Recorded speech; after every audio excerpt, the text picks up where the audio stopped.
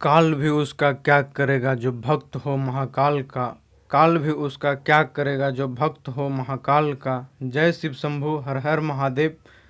नमस्कार दोस्तों, the tour of Bihar में आज हम बात करेंगे एक ऐसे धार्मिक स्थल का जिसका तार इतिहास से भी जुड़ा हुआ है, अशोक धाम की।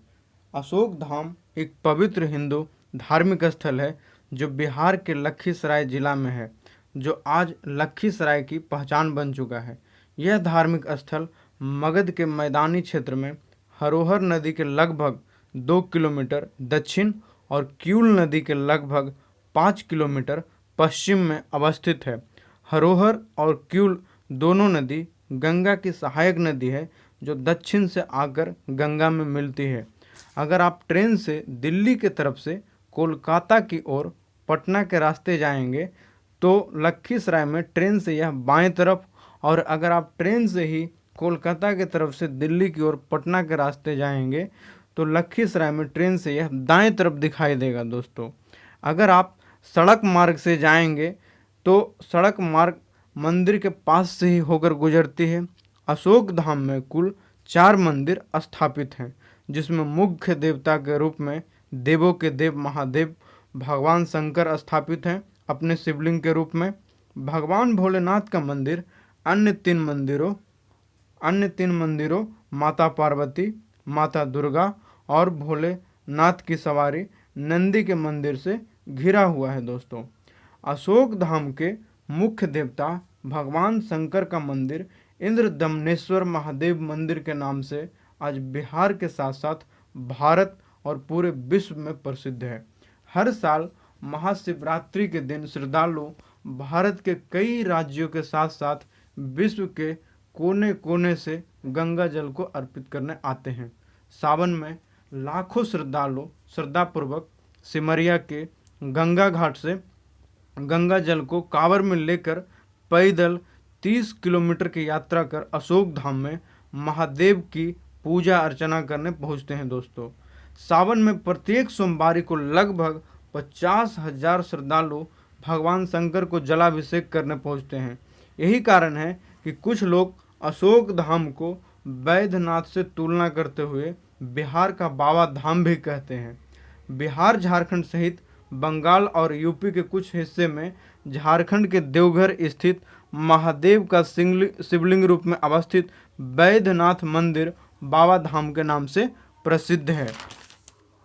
क्षेत्र के लोगों के अनुसार अशोक धाम में शादी विवाह से लेकर मुंडन संस्कार तक बगैर किसी लगन मुहूर्त के कभी भी संपन्न होता है दोस्तों। यहाँ प्रेम विवाह, लव मैरिज और पकड़ुआ विवाह भी बिना रोक टोक के संपन्न होता है।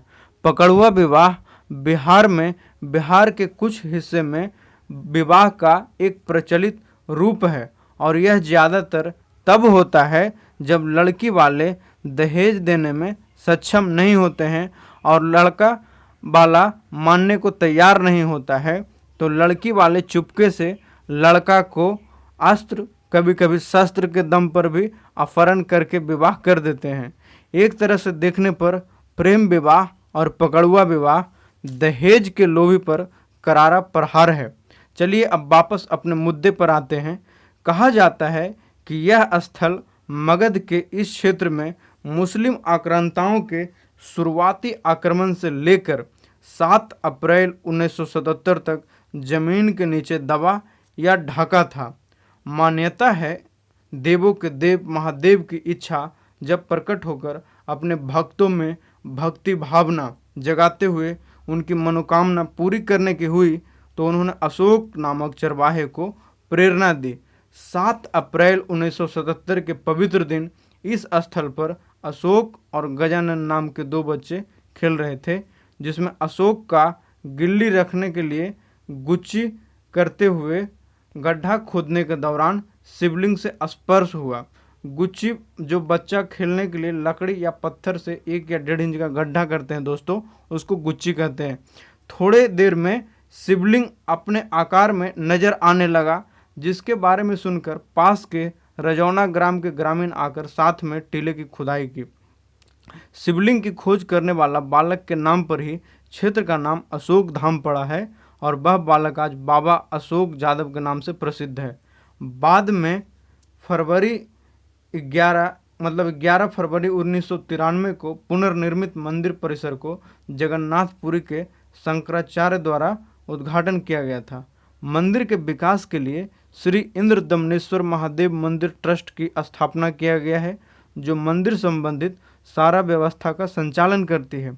आज मंदिर का जो भव्य रूप दिखाई देता है, इसका निर्माण 15 नवंबर 2002 को श्री इंद्र दमनेश्वर महादेव मंदिर ट्रस्ट के द्वारा किया गया है। श्री इंद्र दमनेश्वर महादेव मंदिर ट्रस्ट ही है जो मंदिर का संचालन और देखरेख करता है। बताया जाता है कि शिवलिंग के अर्ध का व्यास लगभग 7.6 फीट तथा स्वयं शिवलिंग का व्यास 2 फीट है। कुछ लोग दावा करते हैं कि यह विश्व का सबसे बड़ा शिवलिंग है। कहा तो यह भी जाता है कि यह शिवलिंग भगवान श्री राम द्वारा पूजित है। दोस्तों, अब हम बात करते हैं मंदिर संबंधित उस जानकारी के बारे में जिसे शायद आपने पहले नहीं सुना होगा। यह जानकारी पूर्णतः इतिहास और कला, संस्कृति, भूगोल की किताबों के माध्यम से और अशोक धाम क्षेत्र के ही मेरे मित्र सुमित और उनके दोस्त गोपाल कुमार के द्वारा उपलब्ध जानकारी पर आधारित है। अशोक धाम में विशाल शिवलिंग के साथ साथ कई हिंदू देवी देवता की मूर्तियां प्राप्त हुई है और यह प्राप्ति आज भी जारी है। क्षेत्र में जब तब स्थल खनन के दौरान मूर्तियां प्राप्त हो जाती है और प्राप्त होना जारी भी रहेगा, क्योंकि अनुमान के मुताबिक बड़े हिस्सा उसे जिसे सर्वेक्षण करना चाहिए था उसका सर्वेक्षण आज भी बाकी है। दोस्तों, जून 2018 में इसी क्षेत्र में एक तालाब उड़ाही के दौरान भगवान विष्णु की मूर्ति प्राप्त हुई थी। मूर्ति के आकृति के आधार पर और शिवलिंग पर किए गए कार्यों के आधार पर कहा जाता है कि यह 8वीं से 12वीं शताब्दी के बीच पाल वंश के शासन के दौरान स्थापित किया गया होगा। ऐतिहासिक तथ्यों के अनुसार पाल वंश के राजा शिव के अनन्य भक्त थे और उन्होंने ही मंदिर का निर्माण कराया था।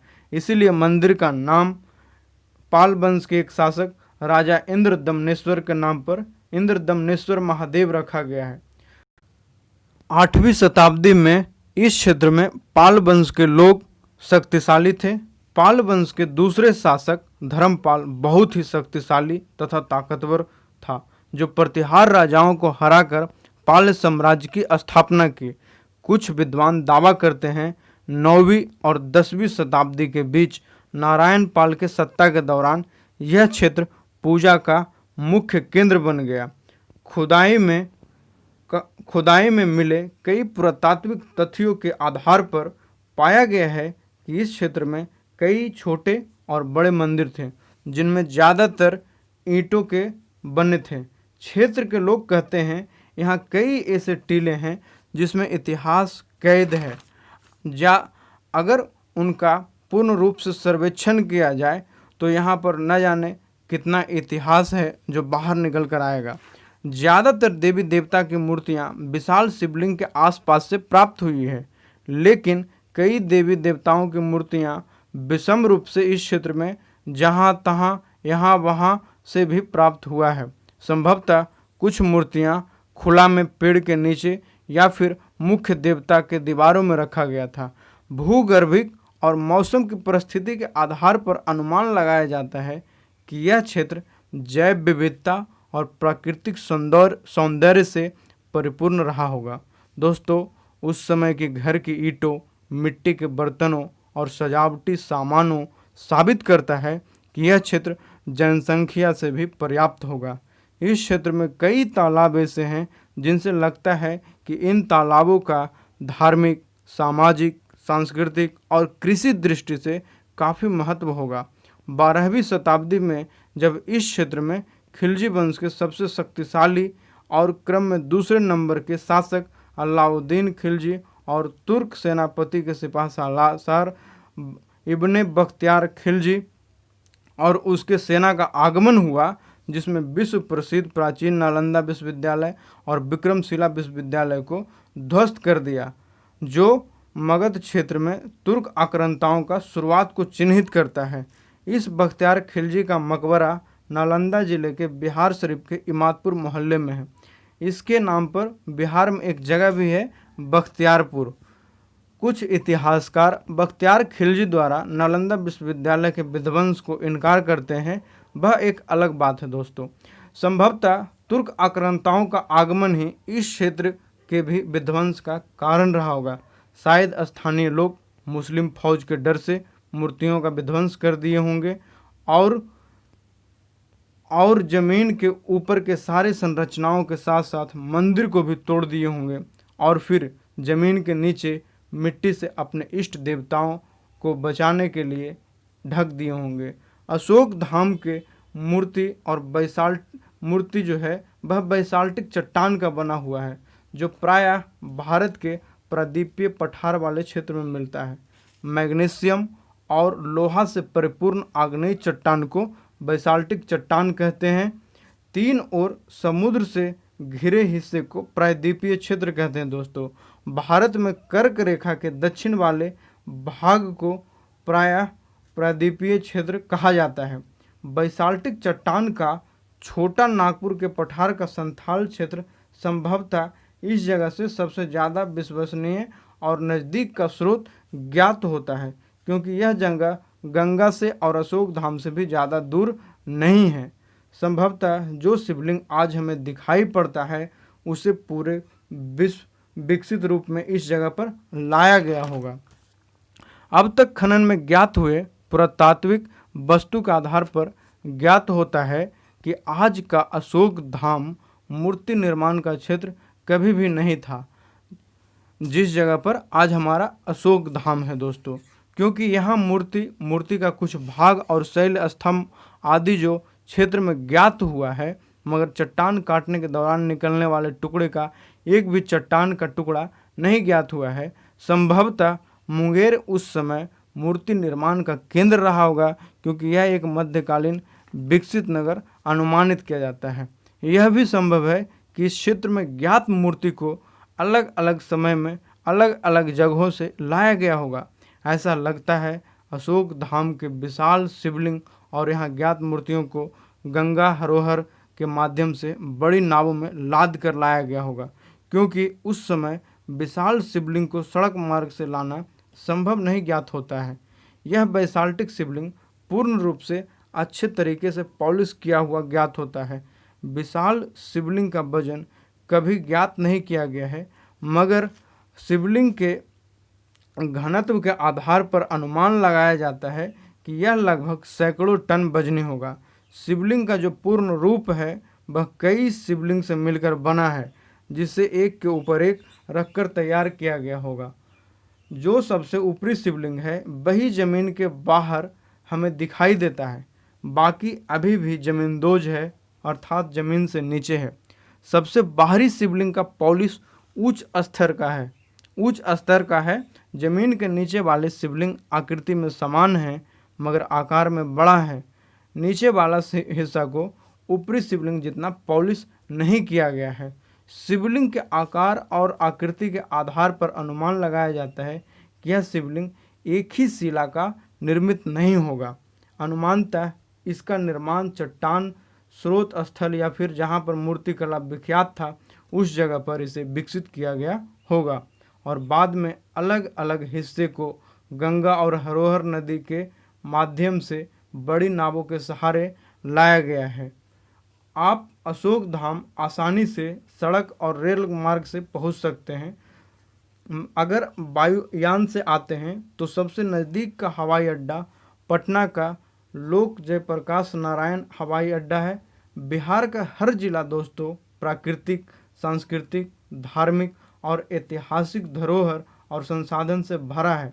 अगर इन जगहों को हमारी सरकारें सड़कों से, रेल मार्गों से और वायु मार्गों के माध्यम से जोड़ दे तो पर्यटन के क्षेत्र में एक क्रांति ला सकता है, जिसके कारण यातायात, होटल, मॉल जैसे क्षेत्र में रोजगार विकसित होगा। साथ ही साथ इनके पास के स्थानीय लोग और छोटे कारोबारी भी समृद्ध होंगे। मुझे व्यक्तिगत तौर पर लगता है वोकल फॉर लोकल का इससे अच्छा रोजगार सृजन का उदाहरण नहीं हो सकता है दोस्तों। जाते जाते आपको यह भी बता देते हैं कि अशोक धाम जहाँ पर अभी अवस्थित है, वहाँ ब्रिटिश शासन के दौरान यह क्षेत्र अज्ञात था। यह क्षेत्र करीमिला के नाम से उस समय ब्रिटिश काल में जाना जाता था। यहाँ पर अज्ञात तो जगह था, मगर एक छोटा सा गांव जो राजौना है उस समय भी था। तो उम्मीद करते हैं यह जानकारी आपको पसंद आया होगा। अगर आपको यह जानकारी पसंद आया है तो वीडियो को लाइक कीजिए, चैनल पर नए हैं तो चैनल को सब्सक्राइब कीजिए और ज़्यादा से ज़्यादा लोगों तक शेयर कीजिए।